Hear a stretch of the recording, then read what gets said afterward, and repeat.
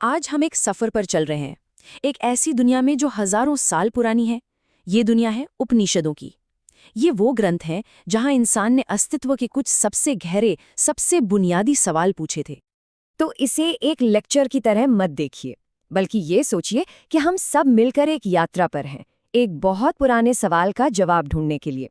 और इस सफर में हमारा गाइड कौन होगा? इन प्राचीन ग्रंथों के 5 सबसे महत्वपूर्ण श्लोक।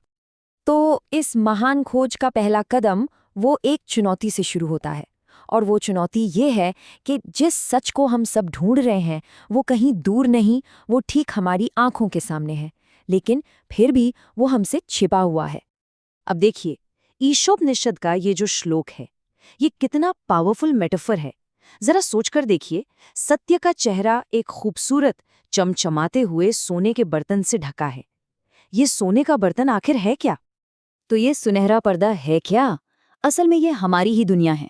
ये वो चकाचौंध है, वो सारी चीजें जो हमें बहुत कीमती लगती हैं, जैसे हमारी इच्छाएं, हमारे अरमान, दुनिया का सुख। और मजे की बात देखिए, उपनिषद कहते हैं कि यही आकर्षक चीजें ही सच्ची समझ के रास्ते में सबसे बड़ी रुकावट बन जाती हैं।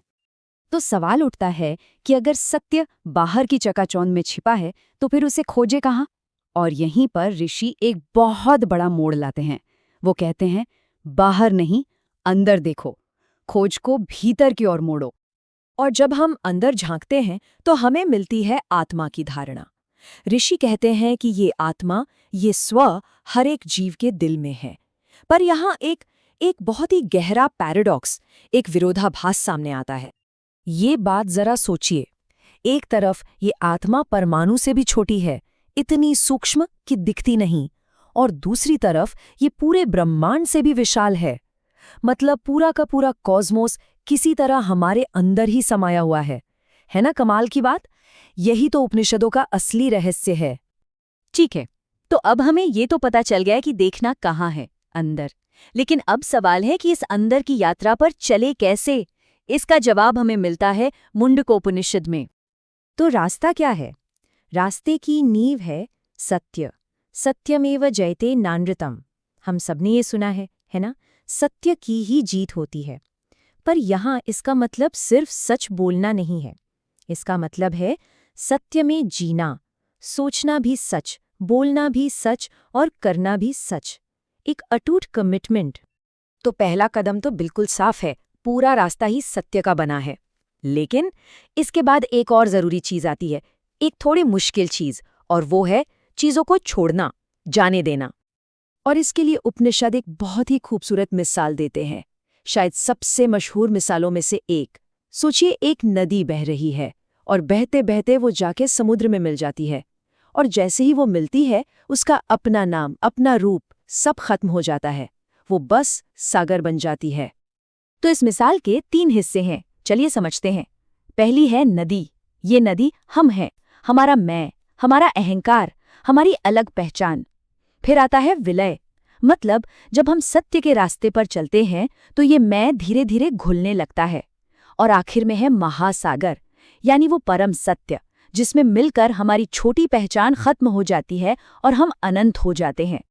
और बस इसी के साथ हम अपनी इस खोज के क्लाइमैक्स पर पहुंच चुके हैं।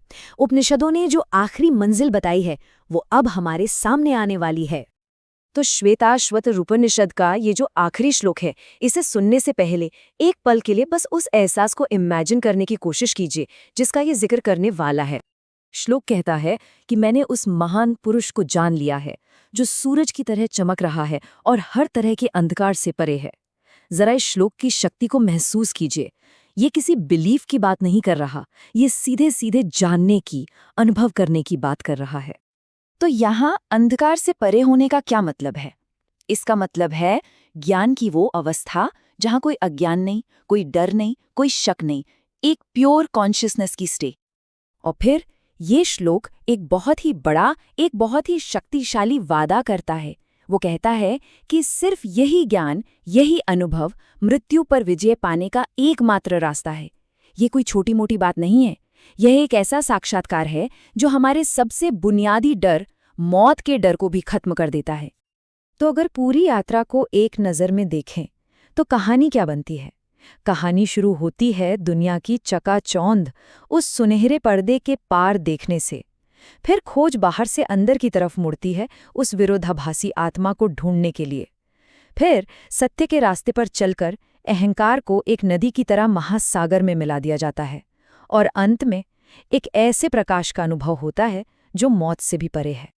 और अब ये सवाल हम सब के लिए है कि अगर पूरा ब्रह्मांड हमारे अंदर ही है तो फिर इस खोज की शुरुआत आखिर कहाँ से की जाए।